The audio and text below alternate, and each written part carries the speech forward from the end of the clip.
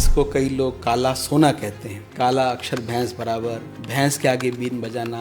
जबकि दुग्ध उत्पादन में हम देखते हैं भारत का लगभग 50% कंट्रीब्यूशन भैंस से आता है। देखिए, ये वो लोग कहते हैं जो भैंस नहीं पालते हैं। जो भैंस पालते हैं वो कहेगा जिसके घर काली उसकी सदा दिवाली। 1 एकड़ में वो सीरियल क्रॉप करता है, अगर उसमें वो अगर भैंस पालन करता है, भैंस के लिए आपको एकड़ की आवश्यकता ही नहीं है, तो कितना गुना उसका इनकम बढ़ता है। जिस दिन पैदा होती है उस दिन में उसके 1.5 लाख 2 लाख रुपए लग जाते हैं। जितना आप शहर के नजदीक होंगे उतना आपको रेट ज्यादा मिलता है, जितना आप शहर से दूर होते जाएंगे आपको रेट कम मिलता है। रिमोट एरियाज में तो आपको 30 रुपए भी नहीं मिलता। तो मुख्य दुधारू नस्ल की बात करें, ऐसे भैंसों की टोटल कितनी नस्लें? वो 20 नस्ल है, 5-6 नस्ल है जो अच्छी दुधारू है। खासतौर पे एक टिपिकल मुर्रा की पहचान क्या है? मुर्रा नाम पड़ा है मुड़ा हुआ, मुड़ने के बाद जो बीच में छेद बच जाता है उसमें से चोन्नी पार नहीं होगी। अच्छा, मुर्रा का दबदबा के चलते नीरावी, महसाणा, पंडरपुरी ये सब का महत्व कम हो गया। मुर्रा क्योंकि दिल्ली के आसपास थी, इस एरिया में ज्यादा मेले होते थे, तो मुर्रा का तुर्रा अपने आप ही बन गया। 2 चीजें पशुपालक देखता है, सुंदरता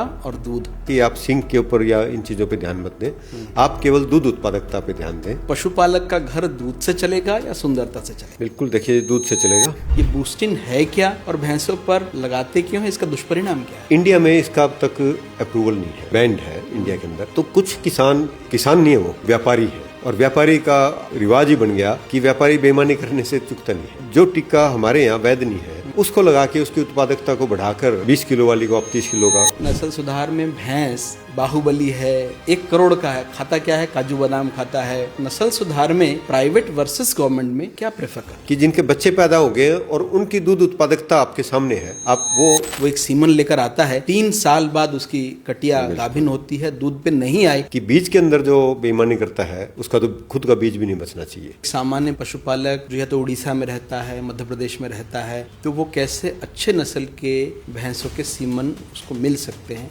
आज के दिन हरियाणा पंजाब के अंदर आंध्र प्रदेश वीरावली वाले सीमन की बहुत डिमांड है। आंध्र प्रदेश की सीमन यहाँ यूज हो रहा है। मुर्रा का जो सीमन है आंध्र प्रदेश से हरियाणा और पंजाब में बहुत डिमांड में है। भैंस का चयन कैसे करें? कोई भी आप काम करते हैं खेती बाड़ी से या पशुपालन से रिलेटेड, सबसे पहले तो ट्रेनिंग जरूर ली, और नस्ल के ऊपर मत जाओ। नस्ल के सिंग के कारण यदि आप 2 लाख रुपए फालतू दे रहे हो, 1.5 लाख की भैंस आप 3.5 लाख में ले रहे हो, तो आपको डेयरी में कभी कामयाब नहीं होगा।